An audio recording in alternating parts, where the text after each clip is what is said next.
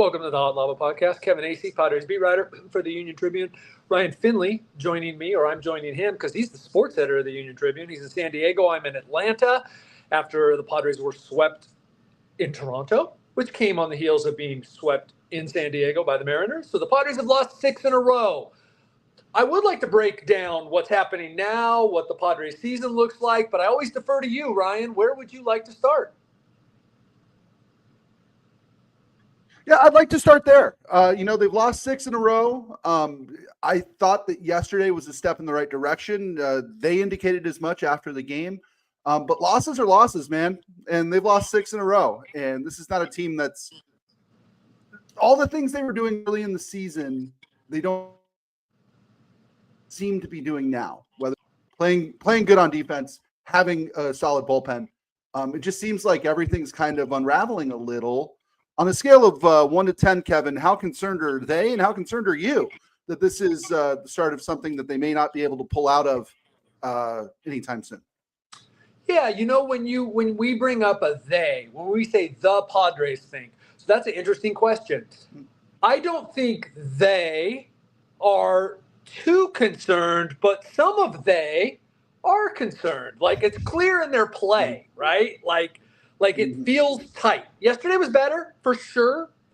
There's no question. If you watch that game, you would not say, oh, I recognize this team for the first time in a week, but you can see it. And certainly you lose 6 in a row and you don't look like yourself. And it's a little bit of bullpen. It's a lot of offense. Very little starting pitching. You would say, a little bit worried, but a scale of 1 to 10, I think you asked. I think they might be a 2, but that doesn't mean like there's not a little bit of them going, okay, this is highlighting some of our deficiencies. What do we need to do about it? How do we fix it internally? How do we fix it potentially externally? And we'll talk about some of those, I'm sure. You and I talked before or texted before. We'll get into some of those areas. How concerned am I? I'd put it at a 3, just slightly more concerned than them, because I feel like that's my job, to be slightly more concerned than them. I mean, right. in a way. Right. Comfort the afflicted and afflict the comfortable, or whatever that line is, right? The old journalism school thing. One of the guys who, it seems to me, I'm not there, you are. Somebody who may be pressing a little bit is a guy who I don't think ever really presses, and that's Manny Machado. Not only is he slumping, he had something you will never, ever see ever again. 3 errors in the same inning. Where's Manny's headspace right now? Any signs that he may be able to sort of pull out of this anytime soon? There are never any signs. He just does, right? Like now, right. Look, I thought that the 14-game hitting streak was going to lead to one of his epic, runs of 30, 40, 50 games. It didn't. It gave way to the floor falling out. He got, 2 for 4 in the middle game of the series, and those are his only 2 hits in 6 games. So, now he's in one of his. They're not generally as epic. They don't last as long, but he can go into these. And Manny will tell you he's not pressing. Manny's play will tell you he's not pressing, like the way he carries himself, but other people will let you know, and it seems to be clear when he starts to swing at the wrong pitches that Manny is pressing. Manny feels it. Manny, bubble blowing Manny is not what's always going on in the inside. Manny wants to be the guy to have this team on his shoulders, so Manny's pressing. Right, and he's still hitting 305, 814 OPS. The slug isn't exactly what you'd want it to be. To me, I guess it was the errors that surprised me a little bit, in that for years, and we watched more Manny Machado, you and I, than most people, the defense is the one thing that's always there. The defense doesn't slump. He doesn't go through bad defensive stretches. I can't think of many, if any. I'm willing to say that was a one-off, one bad inning. He's allowed to have it, but that surprised me more than anything the other day. Yeah, look, I think, yes, me too. I mean, my goodness, and you're correct. I don't think the defense has been as good the last couple of years. Now, Manny's been hurt too. And so I'm not going to hold last year against him. But it's not I just want to be honest, because that's what I'll do, so that when I write a glowing story about Manny like I did last week, like people know I'm being honest, right? Like I don't think the defense has been as good the last couple of years. I don't. It's not as rare to see a Manny error or Manny not make a play that we are so accustomed to him make. Now, that said, Manny still makes a lot of those plays that boggle your mind. So I'm just trying to lay it out there that, like, but yes, 3 errors and like. One of them, I don't know, was an error. It was originally called the hit. It, throw would have beat him. It got changed back. It got changed to an error. The other 2 were just, look, he was trying to make a play on one of them, and the other one, he completely just came up on the ball, and that's on him, and it happens. I think it's fluky, but clearly pressing. Yeah. It's so, when teams are slumping, oftentimes they'll try shuffling some things, moving some people around, and you've written about this, Kevin. There's a growing thought that maybe Luis Arraez should hit leadoff and Fernando Tatis Jr. should hit second.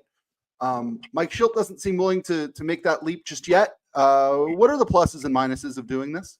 Yeah, I won't be surprised if any day I go to there and it's changed. Just give Fernando a different look. Let him hit between those 2 guys.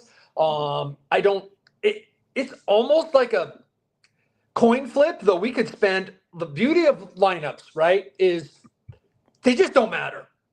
Put your best hitters in one of these spots and you'll be fine, right?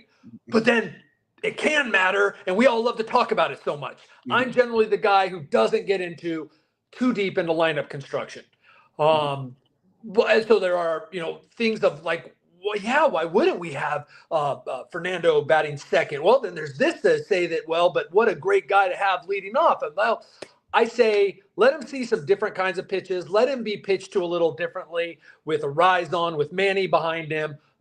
I'm not saying that. I'm asking that question, and I'm saying, could it hurt? And I won't be surprised. And that's why I ultimately have written about it. Generally, I'm like, all right, easy on the lineup stuff here, because you want to change things up, right? And believe me, we've reached the point in the slump where I'm getting blamed, where I'm getting the emails, where I'm either being way too hard on him or I'm just a softie. Why aren't I asking these questions? Blah, blah, blah, blah, blah, blah.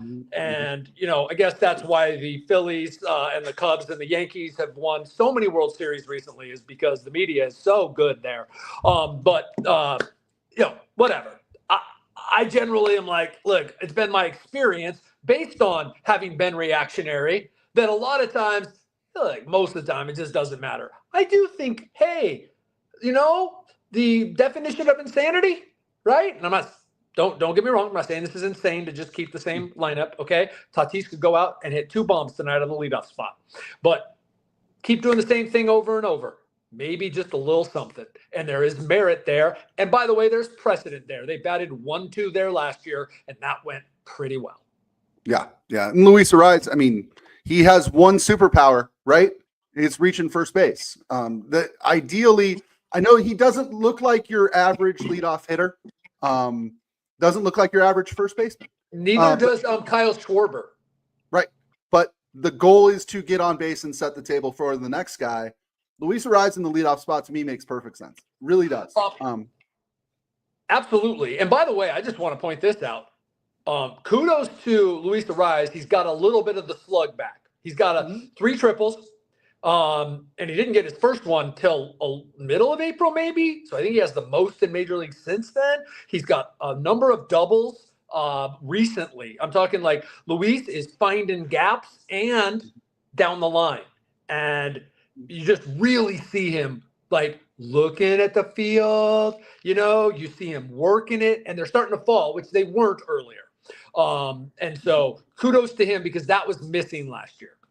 Would you believe me if I told you that Luis Arraez and Manny Machado's slash lines look really similar?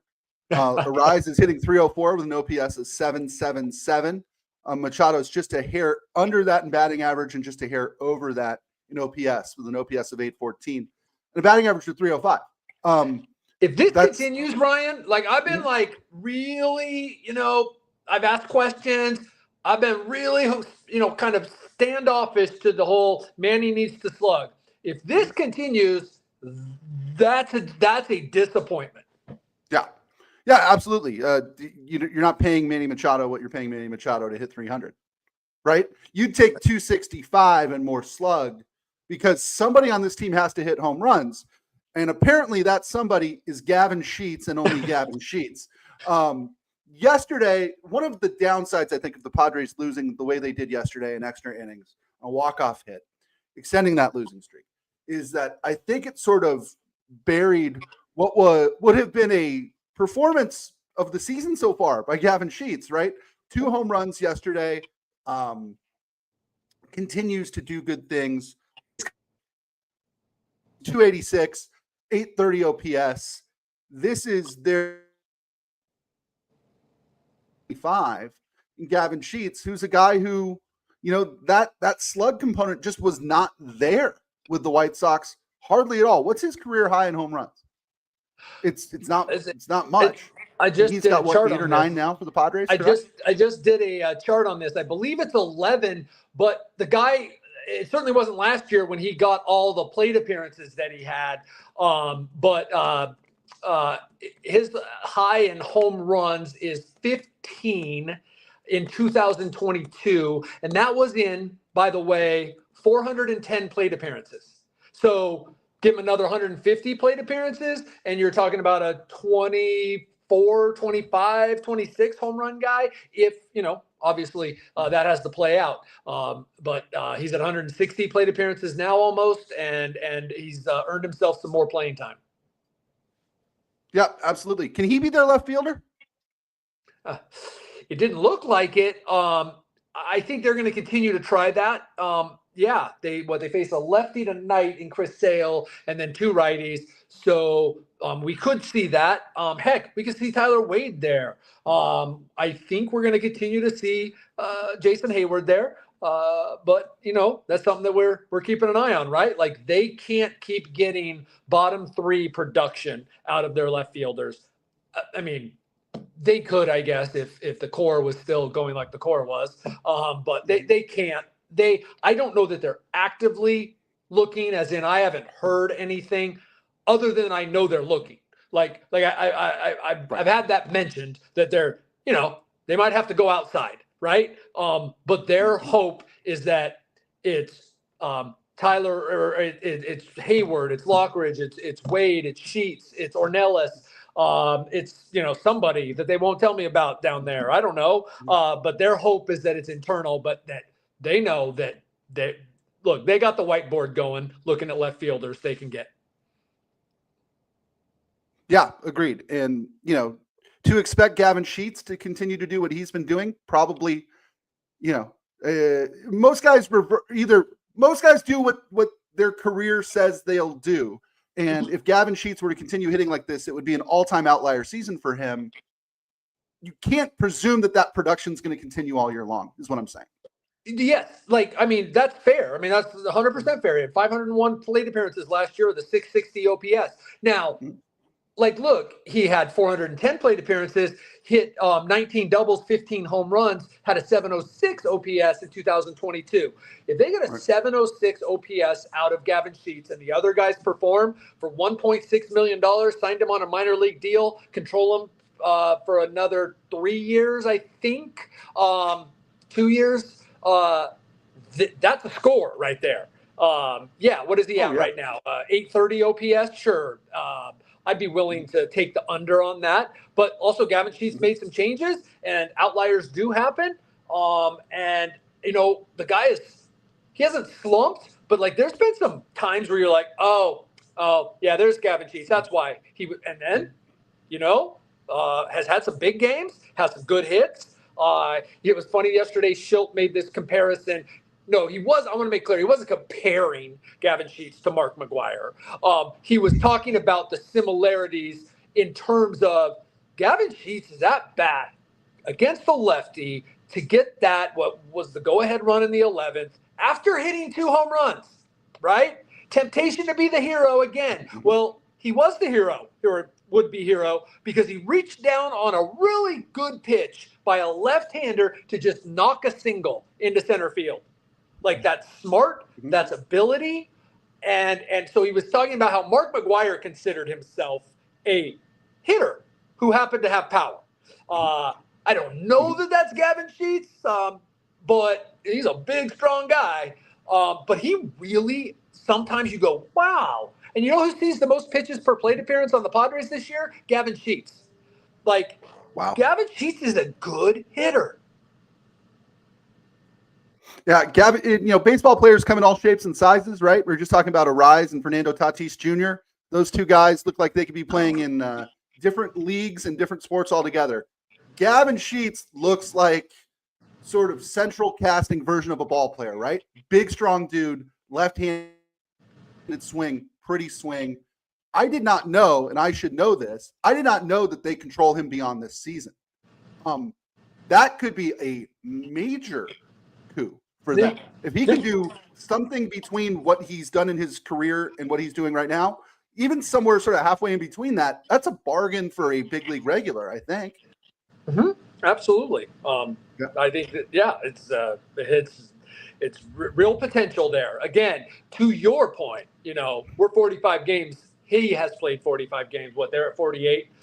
He has 160 plate appearances. He's got 300 more, 400 more to go to prove himself. But I mean, under team control, you're anticipating that Gavin Sheets has a role on this team going forward. Yep.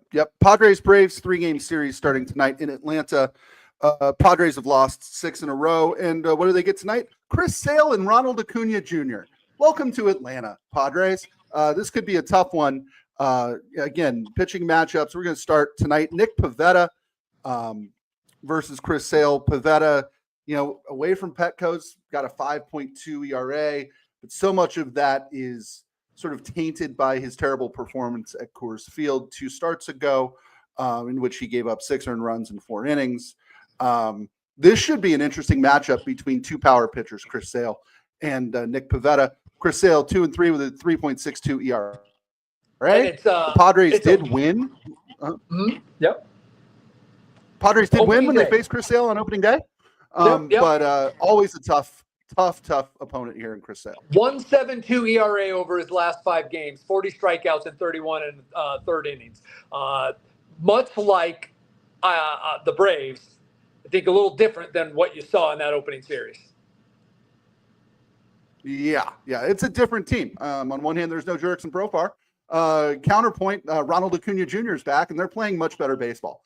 This is a Braves team that, after just a horrendous start, they're 1 game under 500. They've come a long way, and having Acuna back, I mean, the 2023 National League MVP, somebody who, aside from maybe the Fernando Tatises and Ellie De La Cruzes of the world, is one of the more entertaining players in baseball. It's not quite the Braves. It's not quite the opposite of the Padres, but they were 5-13 on April 16th. They got themselves to 21-21 like a week ago. That was their first time at 500. So let's do the math here. 5-13 to 24-25 is 19-12. The Padres were 14-3 around the same time, and now they are 27-21. So that's 13-18 since being 14-3. So, right. And you could really pick some different spots, and it might even be worse. They've lost 4, or they've won 4 of their last 13 games. Now, of course, going 0-6 is going to take that small sample size. But go back to when they were 14-3, right? Look, they were fine until that Yankee series, right? Mm-hmm. They got to 12 games over 500. So they were like a game over 500 between, I think it was the 13th of April and the 5th of May. Great job. Won that first game of the Yankee series, 12 over. You go 9-8 the rest of the season after building yourself a plus 12 in the win column. You're probably, I think the math says 90 wins, right? Mm-hmm. But that's not what's happened since then. So, they're kind of the opposite. And Acuna, what a great player. Gets hurt an awful lot. He's what Fernando Tatis Jr. is trying not to be. Right. No, you're 1,000% right. Saturday, Michael King versus Grant Holmes. We know about Michael King. I'm not sure I know a ton about Grant Holmes. He pitched in relief in the opening series. He's a 29-year-old righty. He's got quality starts in 3 of his last 4 trips to the mound, according to Jeff Sanders. Somebody who, again, the winners get good production out of from unlikely places, and this seems like one of those guys. Yes, I think it's his 17th career start. This is a guy, he made some starts last year. Like you said, has had some quality starts. I didn't happen to see the opponents. I looked it up. I can't remember. I didn't write it down. So, but yes, look, the Braves find them, kind of like the Mariners. They find good pitchers. They build good pitchers. Yep. And then Sunday, it's Dylan Cease and Spencer Schwellenbach. Dylan Cease, an Atlanta area native, will back home pitching Sunday afternoon. And then it's all the way back to San Diego for a Monday game against the Marlins with a weird early start time. Dylan Cease, after a weird late start time here. Thanks a lot, Braves. So that's a 1 p.m. Pacific time, which means 4 o'clock here. And then the Padres play at, I believe it's 3 o'clock Pacific time on Monday. Is that correct? No, 5:40. Oh, 5:40. Okay, so they do have 27 hours. Okay, gotcha. Still, it is very weird that we're playing here 4:05 or 4:10 p.m. on a Sunday when the team's got to go across the country. But whatever. Cease, obviously, hot as heck. Here's a troubling thing. I remember all of 2023, all summer, I should say, as it got obvious, tracking how the Padres were doing when their pitchers did well. And their record was among the worst in the league when their starters made quality starts. And that's the sign of a bad team. That's the sign of if it lasts, every team goes through funks. But I'll be keeping an eye. I have a new stat I'm watching because the Padres are 4-5 in the last 9 games in which their starter has had a quality start. And a couple of those were not just like yesterday's where, Kolek got a quality start, 6 innings, 4 runs, 3 of them earned. It's a quality start, right? You should win that game. Mm-hmm. Some have been 6-0, 6 innings, 0 runs, or 7 innings, 1 run or whatever. The Padres are not capitalizing on good starting pitching.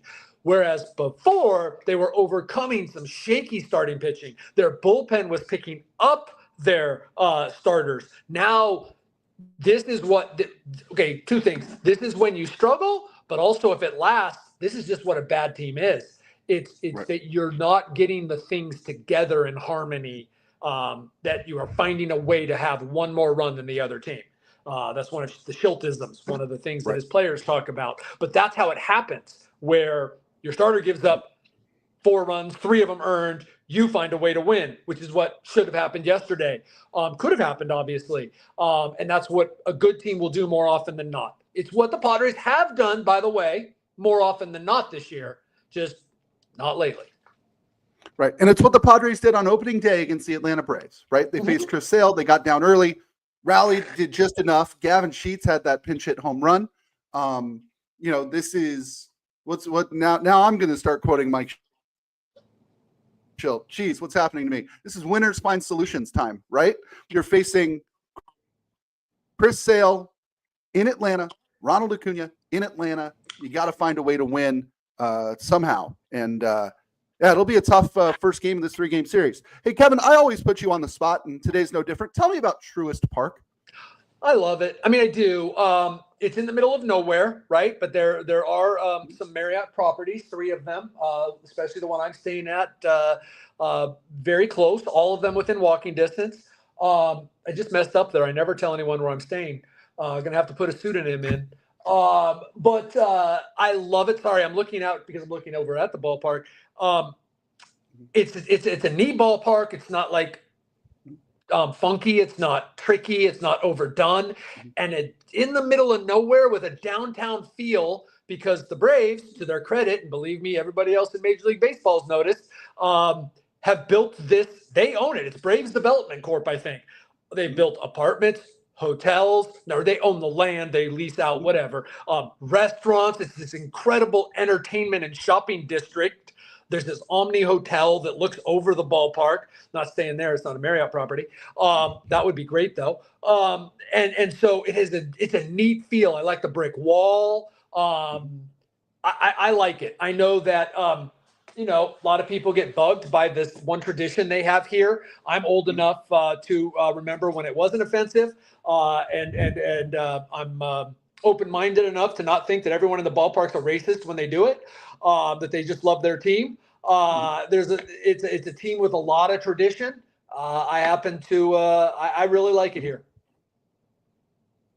Interesting. Kevin, one of my favorite things about you are not the sports writer stereotype. I am. I mean, I'm sitting here wearing a t-shirt I bought at Costco, and a baseball cap.